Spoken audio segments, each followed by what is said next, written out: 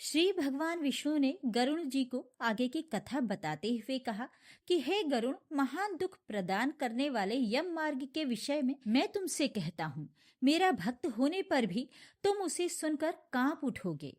हे खग श्रेष्ठ, 13वें दिन जब पापी जीव पिंडस शरीर यातना देह प्राप्त कर लेता है, तब यमदूत उसे बलपूर्वक बांधकर यमलोक के मार्ग पर ले जाते हैं।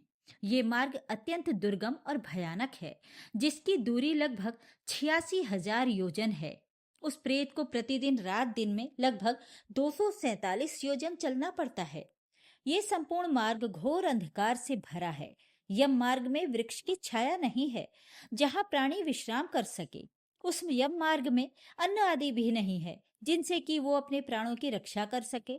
हे खग, वहाँ कहीं जल भी नहीं दिखता जिसे अत्यंत त्रिशातुर वो जीव पी सके। वहाँ प्रलय काल की भांति 12 सूर्य तपते रहते हैं। उस मार्ग में जाता हुआ पापी कभी बर्फीली हवा से पीड़ित होता है तथा कभी कांटे चुभते हैं और कभी महाविषधर सर्पों के द्वारा डसा जाता है। वो पापी कहीं सिंहों, व्याघ्रों और भयंकर कुत्तों द्वारा खाया जाता है, कहीं बिच्छुओं द्वारा डसा जाता है और कहीं उसे आग से जलाया जाता है। तब कहीं अति भयंकर महान असीपत्र वन नामक नरक में वो पहुंचता है, जो 2000 योजन विस्तार वाला कहा गया है। वो वन कौओं, उल्लुओं, वटों, गीधों, सर्गों तथा डांसों से व्याप्त है। उसमें चारों ओर दावाग्नि व्याप्त है। असीपत्र के पत्तों से वो जीव उस वन में छिन्न भिन्न हो जाता है।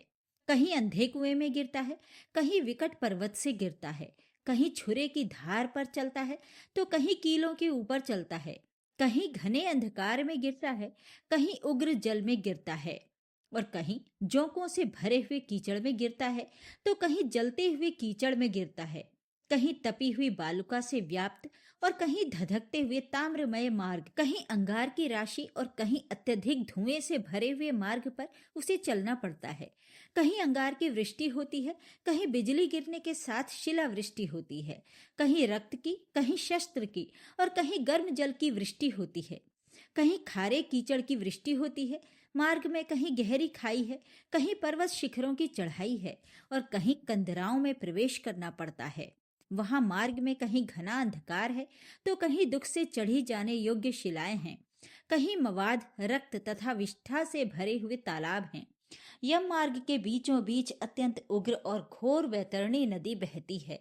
वो देखने पर दुखदायिनी हो तो क्या आश्चर्य, उसकी वार्ता ही भय पैदा करने वाली है।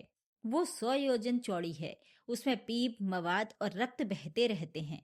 हड्डियों के समूह से तट बने हैं, अर्थात उसके तट पर हड्डियों का ढेर लगा रहता है। मांस और रक्त के कीचड़ वाली वो नदी दुख से पार की जाने वाली है। अथाह गहरी और पापियों द्वारा दुख पूर्वक पार की जाने वाली ये नदी केश रूपी सेवार से भरी होने के कारण दुर्गम है। वो विशालकाय घड़ियालों से व्याप्त है और सैकड़ों प्रकार के घोर पक्षियों से भरी है।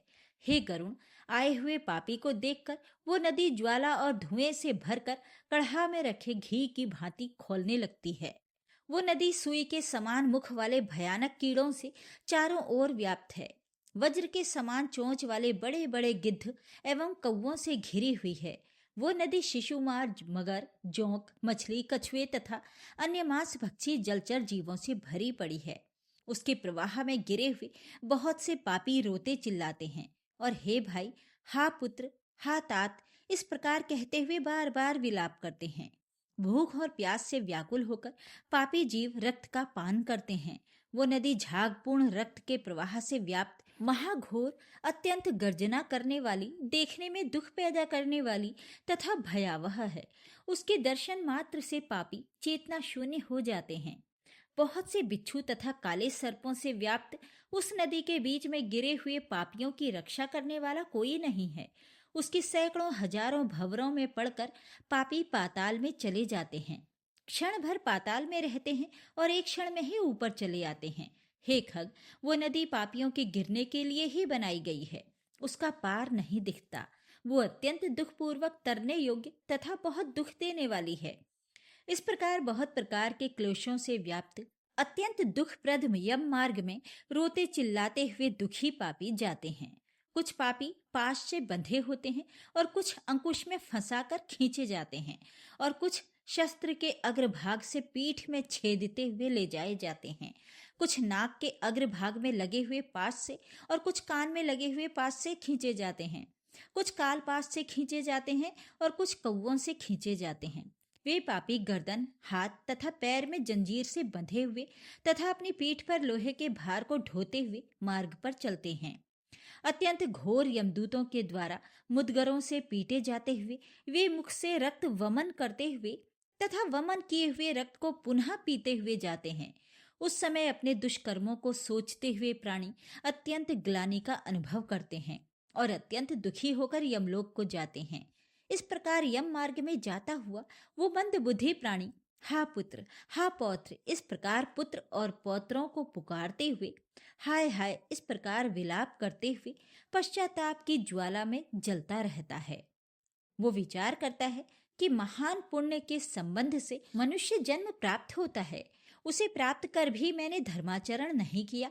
ये मैंने क्या किया? मैंने दान दिया नहीं, अग्नि में हवन किया नहीं, तपस्या की नहीं, देवताओं की भी पूजा की नहीं, विधि विधान से तीर्थ सेवा की नहीं।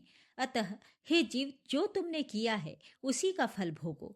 हे देही, तुमने ब्राह्मणों की पूजा की नहीं, देवी नदी गंगा का सहारा लिया नहीं, सत्पुरुषों की सेवा की नहीं, कभी भी दूसरे का उपकार किया नहीं। इसलिए हे जीव, जो तुमने किया है अब उसी का फल भोगो। मनुष्यों और पशु पक्षियों के लिए जलहीन प्रदेश में जलाशय का निर्माण किया नहीं, गौओं और ब्राह्मणों की आजीविका के लिए थोड़ा भी प्रयास किया नहीं। इसलिए हे देही, तुमने जो किया है उसी से अपना निर्वाह करो। तुमने नित्य दान किया नहीं, गाय के दैनिक भरण पोषण की व्यवस्था की नहीं, वेदों और शास्त्रों के वचनों को प्रमाण माना नहीं, पुराणों को सुना नहीं, विद्वानों की पूजा की नहीं। इसलिए हे देही, जो तुमने किया है उन्हीं दुष्कर्मों के फलों को अब भोगो। नारी जीव भी पश्चाताप करते हुए कहता है, मैंने पति की हितकर आज्ञा का पालन किया नहीं, पतिव्रत धर्म का कभी पालन किया नहीं और गुरुजनों को गौरवोचित सम्मान कभी दिया नहीं। इसलिए हे देहिन, जो तुमने किया उसी का अब फल भोगो। धर्म की बुद्धि से एकमात्र पति की सेवा की नहीं और पति की मृत्यु हो जाने पर वन्य प्रद्वेष करके उनका अनुगमन किया नहीं, वैधव्य प्राप्त करके त्यागमय जीवन व्यतीत किया नहीं। इसलिए हे देहिन, जैसा किया उसका फल अब भोगो। मास पर्यंत किए जाने वाले उपवासों से तथा चांद्रायण व्रतों आदि सुविस्तीर्ण नियमों के पालन से शरीर को सुखाया नहीं। पूर्व जन्म में किए हुए दुष्कर्मों से बहुत प्रकार के दुखों को प्राप्त करने के लिए नारी शरीर प्राप्त किया था। इस तरह बहुत प्रकार से विलाप करके पूर्व देह का स्मरण करते हुए मेरा मानव जन्म शरीर कहाँ चला गया, इस प्रकार चिल्लाता हुआ वो यम मार्ग में चलता है। हे तार्क्ष, इस प्रकार 17 दिन तक अकेले वायु वेग से चलते हुए 18वें दिन वो प्रेत सौम्यपुर में जाता है। उस रमणीय श्रेष्ठ सौम्यपुर में प्रेतों का महान गण रहता है। वहाँ पुष्प भद्रा नदी और अत्यंत प्रिय दिखने वाला वट वृक्ष है। उस पुर में यमदूतों के द्वारा उसे विश्राम कराया जाता है। वहां दुखी होकर वो स्त्री पुत्रों के द्वारा प्राप्त सुखों का स्मरण करता है। वो अपने धन, भृत्य और पौत्र आदि के विषय में जब सोचने लगता है तो वहां रहने वाले यम के किंकर उससे इस प्रकार कहते हैं, धन कहाँ है, पुत्र कहाँ है, पत्नी कहाँ है, मित्र कहाँ है, बंधु बांधव कहाँ है। हे मूढ़, जीव अपने कर्मोपार्जित फल को ही भोगता है, इसलिए सुदीर्घ काल तक इस यम मार्ग पर चलो। हे परलोक के राही, तो ये जानता है कि राहगीरों का बल और संबल पाथेय ही होता है, जिसके लिए तूने प्रयास तो किया नहीं। तो ये भी नहीं जानता था कि तुम्हें निश्चित ही उस मार्ग पर चलना है और उस रास्ते पर कोई भी लेन देन नहीं हो सकता। ये मार्ग के बालकों को भी विदित रहता है। हे मनुष्य, क्या तुमने इसे सुना नहीं था? क्या तुमने ब्राह्मणों के मुख से पुराणों के वचन सुने नहीं थे? इस प्रकार कहकर मुदगरों से पीटा जाता हुआ वो जीव गिरते पड़ते दौड़ते हुए बलपूर्वक पाशों से खींचा जाता है। यहाँ स्नेह अथवा कृपा के कारण पुत्र पौत्रों द्वारा दिए हुए मासिक पिंड को खाता है। उसके बाद वो जीव सौरीपुर को प्रस्थान करता है। उस सौरीपुर में काल के रूप को धारण करने वाला जंगम नामक राजा रहता है। उसे देखकर वो जीव भयभीत होकर विश्राम करना चाहता है। उस पुर में गया हुआ वो जीव अपने स्वजनों के द्वारा दिए हुए त्रैपाक्षिक अन्न जल को खाकर उस पुर को पार करता है। उसके बाद शीघ्रता पूर्वक वो प्रेत नगेंद्र भवन की ओर जाता है और वहां भयंकर वनों को देखकर दुखी होकर रोता है। दया रहित दूतों के द्वारा खींचे जाने पर वो बार बार रोता है और 2 मासों के अंत में वो दुखी होकर वहां जाता है। बांधवों द्वारा दिए गए पिंड जल वस्त्र का उपभोग करके यम किंकरों के द्वारा पाश से बार बार खींचकर पुनः आगे ले जाया जाता है। तीसरे मास में वो गंधर्व नगर को प्राप्त होता है और वहां त्रैमासिक पिंड खाकर आगे चलता है। चौथे मास में वो शैलागमपुर पहुंचता है और वहां प्रेत के ऊपर बहुत अधिक पत्थरों की वर्षा होती है। वहां चौथे मासिक पिंड को खाकर वो कुछ सुखी होता है। उसके बाद 5वें महीने में वो प्रेत क्रोंचपुर पहुंचता है। क्रोंचपुर में स्थित वो प्रेत वहां बांधवों द्वारा हाथ से दिए गए 5वें मासिक पिंड को खाकर आगे क्रूरपुर की ओर चलता है।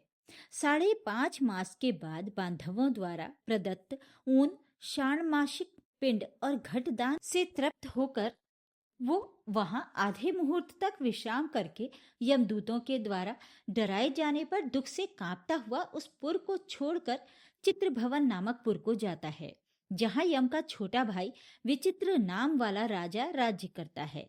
उस विशाल शरीर वाले राजा को देखकर जब वो जीव डर से भागता है, तब सामने आकर कैवर्त धीवर उससे ये कहते हैं, हम इस महावैतरणी नदी को पार करने वालों के लिए नाव लेकर आए हैं। यदि तुम्हारा इस प्रकार का पुण्य हो तो इसमें बैठ सकते हो। तत्वदर्शी मुनियों ने दान को ही वितरण अर्थात देना या बांटना कहा है। ये वैतरणी नदी वितरण के द्वारा ही पार की जा सकती है, इसलिए इसको वैतरणी कहा जाता है। यदि तुमने वैतरणी गौ का दान किया हो तो नौका तुम्हारे पास आएगी, अन्यथा नहीं। उनके ऐसे वचन सुनकर प्रेत हा देव ऐसा कहता है। उस प्रेत को देखकर वो नदी खौलने लगती है और उसे देखकर प्रेत अत्यंत क्रंदन करने लगता है। जिसने अपने जीवन में कभी दान दिया ही नहीं, ऐसा पापात्मा उसी वैतरणी में डूबता है। तब आकाश मार्ग से चलने वाले दूत उसके मुख में कांटा लगाकर बंसी से मछली की भांति उसे खींचते हुए पार ले जाते हैं। वहां षाण्मासिक पिंड खाकर वो अत्यधिक भूख से पीड़ित होकर विलाप करता हुआ आगे के रास्ते पर चलता है। 7वें मास में वो बव्वा पद को जाता है और वहां अपने पुत्रों द्वारा दिए गए 7म मासिक पिंड को खाता है। हे पक्षीराज गरुण, उस पुर को पार कर वो दुखद नामक पुर को जाता है। आकाश मार्ग से जाता हुआ वो महान दुख प्राप्त करता है। वहां 8वें मास में दिए हुए पिंड को खाकर आगे बढ़ता है और 9वां मास पूर्ण होने पर नाना क्रंदपुर को प्राप्त होता है। वहां क्रंदन करते हुए अनेक भयावह क्रंद गणों को देखकर स्वयं शून्य हृदय वाला वो जीव दुखी होकर आक्रंदन करने लगता है। उस पुर को छोड़कर वो यमदूतों के द्वारा भयभीत किया जाता हुआ 10वें महीने में अत्यंत कठिनाई से सुतप्त भवन नामक नगर में पहुंचता है। वहां पुत्रादि से पिंडदान और जलांजलि प्राप्त करके भी सुखी नहीं होता। 11वां मास पूरा होने पर वो रौद्रपुर को जाता है और पुत्रादि के द्वारा दिए हुए 11 मासिक पिंड को वहां खाता है। 11.5 मास बीतने पर वो जीव पयोवर्षण नामक नगर में पहुंचता है। वहां प्रेतों को दुख देने वाले मेघ घनघोर वर्षा करते हैं। वहां पर दुखी वो प्रेत ऊनाब्दिक श्राद्ध के पिंड को खाता है। इसके बाद वर्ष पूरा होने पर वो जीव शीताढ़े नामक नगर को प्राप्त होता है। वहां हिम से भी 100 गुनी अधिक महान ठंड पड़ती है। शीत से दुखी तथा क्षुधित वो जीव इस आशा से 10 दिशाओं में देखता है कि शायद कहीं कोई हमारा बांधव हो जो मेरे दुख को दूर कर सके। तब यम के दूत कहते हैं, तुम्हारा ऐसा पुण्य कहाँ है? फिर वार्षिक पिंड को खाकर वो धैर्य धारण करता है। उसके बाद वर्ष के अंत में यमपुर के निकट पहुंचने पर वो प्रेत बहुभीतिपुर में जाकर हाथ भर माप के अपने शरीर को छोड़ देता है। हे पक्षी, पुनः कर्म भोग के लिए अंगुष्ठ मात्र के वायु स्वरूप यातना देह को प्राप्त करके वो यमदूतों के साथ जाता है। हे कश्यप आत्मस, जिन्होंने और्ध्वदैहिक मरण कालिक दान नहीं दिए हैं, वो यमदूतों के द्वारा बंधनों से बंधे हुए अत्यंत कष्ट से यमपुर को जाते हैं। हे आकाशगामी, धर्मराजपुर में 4 द्वार हैं, जिनमें से दक्षिण द्वार के मार्ग का तुमसे वर्णन कर दिया। इस महान भयंकर मार्ग में भूख, प्यास और श्रम से दुखी जीव जिस प्रकार जाते हैं, वो सब मैंने बतला दिया। अब और क्या सुनना चाहते हो? इस प्रकार गरुड़ पुराण के अंतर्गत सारोद्धार में यम मार्ग निरूपण नामक दूसरा अध्याय पूर्ण हुआ।